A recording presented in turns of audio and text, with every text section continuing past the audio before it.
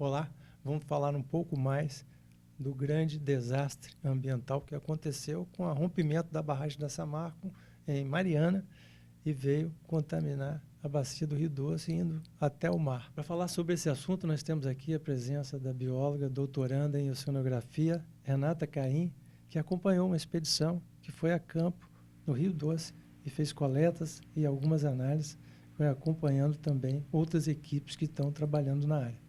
Renata, para você, como você viu esse acidente?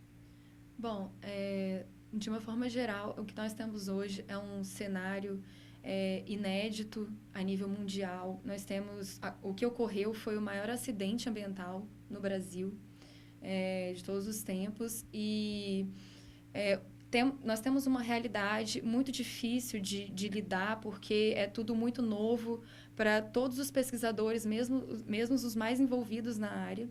Então, temos que saber como agir diante dessa situação para poder fornecer os dados que sejam suficientes para poder entender como lidar e como está hoje a realidade desses locais atingidos, né? Que é a bacia do Rio Doce e agora a região da plataforma continental e da foz do Rio Doce aqui no Espírito Santo. No Espírito Santo. Em relação aos impactos mais importantes que estão sendo identificados com essa coloração, esse tingimento da água do Rio Doce de vermelho tijolo. Exatamente. Inclusive, a gente costuma se referenciar a essa coloração como laranja vivo, porque é uma característica, uma coloração muito atípica, não é natural do sedimento comumente encontrado, né, no leito do Rio Doce, no curso d'água do Rio Doce. É nesse período de chuva, né, que normalmente fica barrento o rio e tudo mais. Exatamente. A coloração ela é bem diferenciada, ela é um marrom muito mais, muito menos alaranjado, avermelhado, como temos hoje. E em relação aos impactos, o que a gente pode perceber de imediato, né, é que houve um impacto gravíssimo na fauna e na flora do rio, principalmente a flora associada à coluna d'água, né, que seria as algas, o fitoplâncton que existe ali. O Rio Doce ele foi 100% atingido. Ele, na realidade, ele começa um pouco depois da região onde aconteceu o acidente, né, o trecho em que se... na calha principal do rio, né? O trecho em que se denomina o Rio Doce pelo seu nome, né, essa nomenclatura, ele começa um pouco depois onde ocorreu o acidente, porque o acidente ele foi, na realidade, no Rio Igualache e Rio do Carmo, que são dois afluentes que desembocam no Rio Doce. E uma vez que chega no Rio Doce, o relato que se tem é de espécies endêmicas dessa região do Rio Doce, de peixes, que foram diretamente atingidas e que existe uma estimativa de que elas possam ter entrado em extinção, inclusive, por conta desse acidente. Bem, mas isso são estudos que irão comprovar. Sim, ainda irão... Na realidade, tudo ainda está em processo de andamento, né, em termos de levantamento de dados e compreensão dos impactos causados. Então, assim, precisa ainda de um bom tempo para avaliar, né, para fazer as coletas suficientes, né, que sejam representativas, né, em termos amostrais, para poder fazer esse levantamento. Mas o que a gente sabe é que o impacto na fauna ali, principalmente mais a jusante, foi muito grave e imediato, né, causando a morte instantânea dos animais.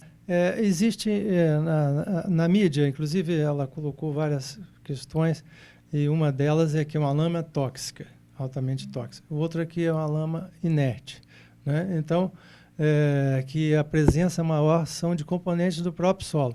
Então, como que a pesquisa hoje, os dados estão mostrando o que realmente está acontecendo na água? Bom, essa é uma questão muito delicada, a parte da geoquímica, que a gente chama, né, desse material, porque os dados eles estão muito conflituosos, a gente vê muitos resultados diferentes sendo lançados em termos de composição química e é necessário ter muita cautela para avaliar, né, a confiabilidade desses dados. Então, o que a gente sabe hoje, que está mais concretizado, é que esse material ele é muito rico em ferro, manganês, alumínio e tem um teor comprovado também de cromo. Ou seja, para os outros elementos traços, no qual eles relatam que são naturais da bacia do Rio Doce, é importante saber o que seria esse valor natural. Porque é preciso saber o que seria um valor natural antes da atividade antrópica. E não o valor que se tinha antes do acidente. Porque pode ser, ainda assim, que isso seja em decorrência, esse natural que eles dizem, pode ser em decorrência de tudo que acontece na bacia, né? Não só da mineração, mas os plantios, os cultivos, a própria utilização, né, da população da água que volta como esgoto. Isso tudo causa um impacto que não necessariamente gera um background natural dos elementos. Então, tem que ter muito cuidado ao assumir que ele é naturalmente enriquecido no local. Certo, mas também tem que ter cuidado também de não se colocar esse como um único vilão, um acidente da ocorrência, por exemplo, do arsênico, né? Fala um pouquinho. Exatamente. Porque, no caso, a minha área de estudo no doutorado é o arsênio, né? A geoquímica do arsênio. E ele é um elemento que está naturalmente enriquecido na região aqui do Espírito Santo. Na verdade, eu trabalho na plataforma continental, né, que já é a parte costeira, né, marinha da região. E a gente vê que existe esse elemento em concentrações consideradas mais elevadas, né, para o que é encontrado a nível global. Porém, existe um enriquecimento que a gente vê que acontece nos últimos anos, que pode ser oriundo dessa questão das atividades antrópicas que acontecem mesmo na bacia do Rio Doce.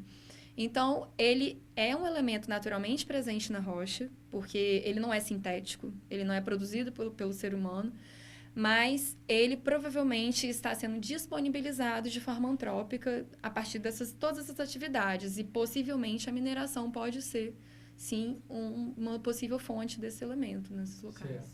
Certo. Só para situar o nosso telespectador, atividade antrópica... Sim, é tudo aquilo que é feito pelo homem, né? Principalmente em termos econômicos, utilizando recursos naturais, né? Desde a agricultura até a atividade mineração, industrial. Exatamente. Tudo que é influência do homem é dito que é antrópico, né?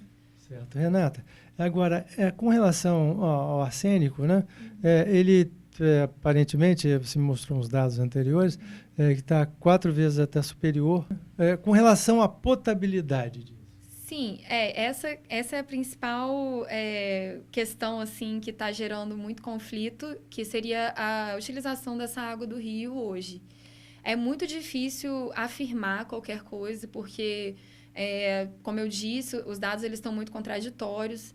E o último relatório lançado pelo Grupo de Estudos de Impactos Ambientais da Bacia do Rio Doce, né, o GIAIA, que é um grupo voluntário de pesquisadores, ele mostrou essa concentração 4 vezes acima do permitido pela legislação, né? Só que é muito difícil dizer qual é o impacto exatamente que isso poderia causar. É reconhecido que o arsênio em altas concentrações ele é extremamente tóxico.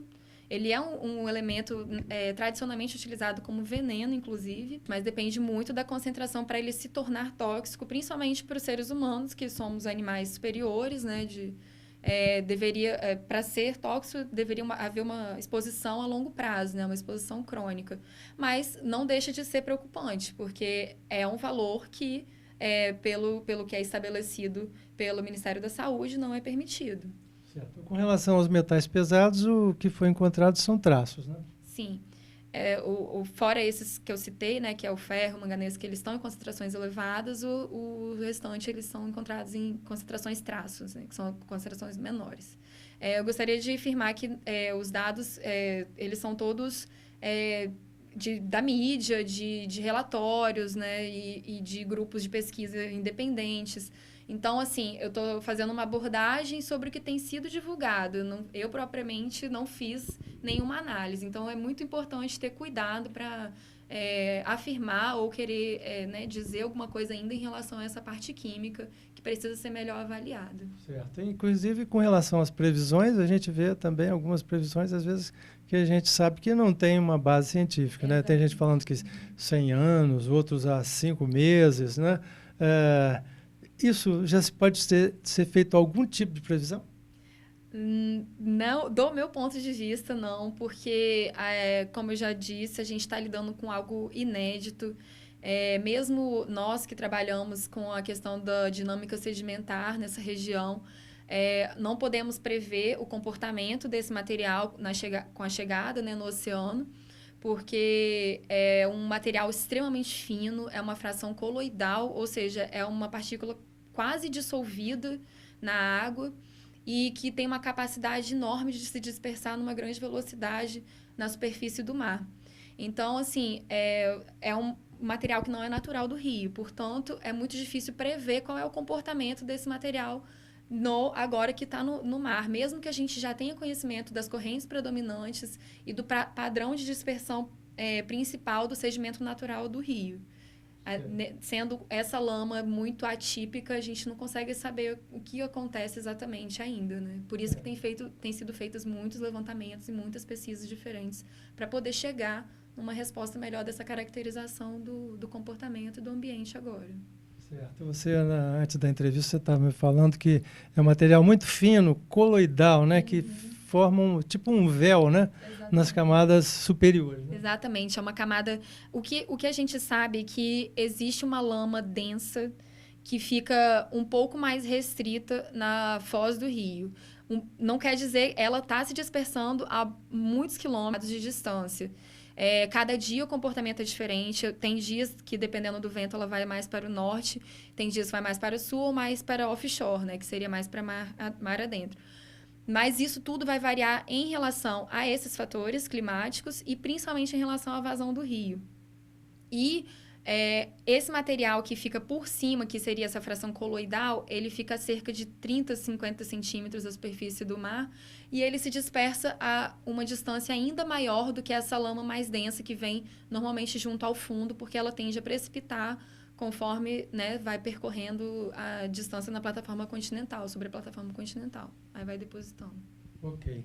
Bem, a TV Ambiental vai estar acompanhando também o desenvolvimento desses trabalhos e as respostas para algumas perguntas que todos temos, né, inclusive com relação à capacidade de autodepuração e de recuperação do Rio Doce, né, uma vez que também já existe um compromisso, né, da própria mineradora responsável, deveria ter, né, e está se discutindo com o Ministério Público, nós vamos também ouvir o Ministério Público a respeito desse trabalho que está sendo feito com relação à recuperação da bacia do Rio Doce. Sim, exatamente. Tem que haver esse compromisso, porque, de fato, é muito difícil estimar um período para que ocorra essa recuperação, principalmente uma recuperação total. Eu acho muito difícil prever quando o rio vai voltar a ser o que era antes. E também não é uma questão viável querer transferir esse problema, porque não é o fato assim, choveu, lavou, vai limpar o rio. Não é assim que deve ser pensado, porque, na verdade, só vai ser a transferência do problema que está hoje no rio para o mar. E uma vez que chega no mar, ao contrário do que se pensa, né, que o mar tem uma capacidade muito grande de assimilação de tudo que é despejado no oceano, não é bem assim. Principalmente nessa região, onde a tendência é que haja uma deposição muito maior do que dispersão desse sedimento mar afora, né? O tipo de estuário de delta. Né? Exatamente. É como se fosse um delta submerso, ou seja, essa lama que vai descer do rio, ela vai ficar depositada por muito tempo ainda na foz do rio mesmo. Então, vai ser uma coisa que vai ficar em contato ainda com essa região por muito tempo. Não é muito difícil ter uma estimativa de quanto tempo seria, né? Ok, Renata Caim, obrigado pelas informações. Tá ótimo. Obrigada a vocês pela participação e eu estou sempre à disposição para fornecer novas informações. E a gente está buscando, de fato, fechar um relatório legal com todos esses dados para poder fornecer para a população, principalmente, né? Ficar ciente de toda a situação que está acontecendo. Situação que está acontecendo. Situação que está acontecendo. Situação que está acontecendo. Situação que está acontecendo. Situação que está acontecendo.